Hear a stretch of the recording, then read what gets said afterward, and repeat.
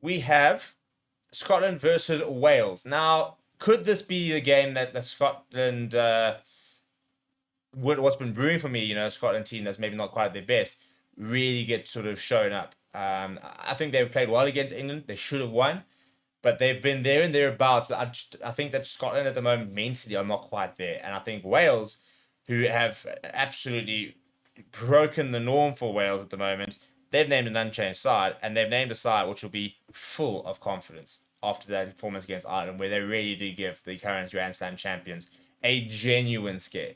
So let's have a look at this the Scottish side. So this is what Gregor Townsend has named. Obviously, you can't be naming a 6-2 split after complaining about it. But in the front row, it's Piers Kuhlman, Dave Cherry, and Xander Ferguson. Solid front row. Johnny Gray, Grant Gilchrist, great players. I always say that I think that Scotland are a world-class lock away from being one of the best teams in the world. But this back row is good. It's Jamie Ritchie, Rory Darge, and Jack Dempsey. Rory Darge, nice big physical player.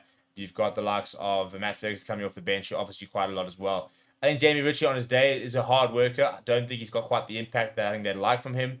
You've got Ben White partnering Finn Russell. Finn Russell's under the microscope a little bit, to be honest. And a lot of people speaking about British and Irish line selection, saying that maybe Sam Prendergast will be the fly off and the likes of that. But I do think that Finn Russell at this stage will be eyeing himself as the starting British and Irish Lions fly half, but he needs to show something. I think he'll be quite thankful that Finn Russell has been, that Marcus Smith has been playing a lot for England, that Sam Prendergast coming for Jack Crowley, but he still needs to go and show why he should be the starting at Lions 10, which I think he should be. But he needs to go and start showing that. You then got Tom Jordan in the centre with Hugh Jones. Really missed Siona Tuipulotu this season. Have Scotland. Tom Jordan's a nice player, and he's had a good.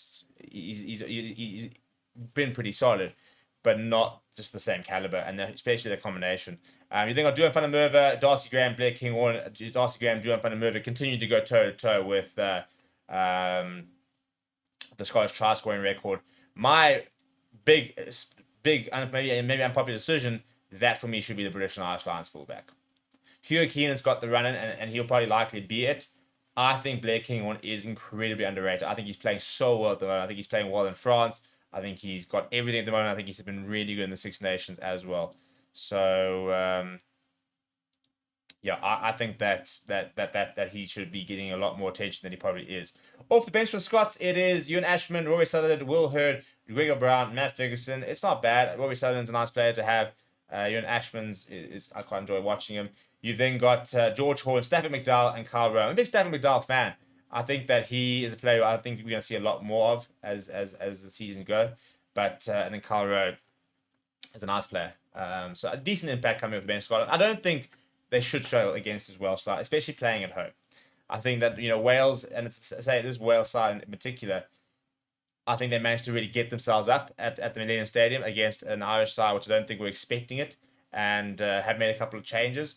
So I think that I expect them to be more consistent Wales, but I expect Scotland to get the job. But Nicky Smith was fantastic against Ireland, so he'll be a big part of the Welsh game tomorrow. Elliot Dee, Will Griff John in the front row, Will Rowlands and Daft Jenkins in the second row. Interesting to see if either of these guys are potential candidates for the British and Irish Lions. I think they both struggle. I think Will Rowlands a couple of years ago probably would have been in contention.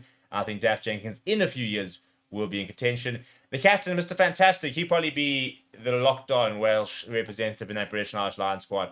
Jack Morgan, the number 6 jersey. Tommy Raffel in 7. Tlapa Faletau makes the side a lot better in the number 8 jersey. Thomas Williams next to Gareth Anscombe, who I thought was really solid, and I think that they should be been backing him a lot more than they ended up doing. And then you've got Ellis Mee, who I was quite impressed. Tom and Rogers, Blair Murray at the back. Ben Thomas with Max Llewellyn in the centre. It's a nice player, Max Llewellyn, and again, very overdue having him in there. Dewey Laker back in the mix and comes with the bench with Gareth Thomas, Kieran Azarati, Teddy Williams, Aaron Wainwright, Roger Williams, who's just signed a new contract, just by the way, Jared Evans, and Joe Roberts. Also a very nice player. It's a good Welsh side. It's a much better Welsh side than I think what we saw under Warren Gatland. I also think that Warren Gatland didn't do himself any favors by not sticking with a set team, by not backing the these players consistently. He did chop and change quite a lot, and I think that didn't help him at all.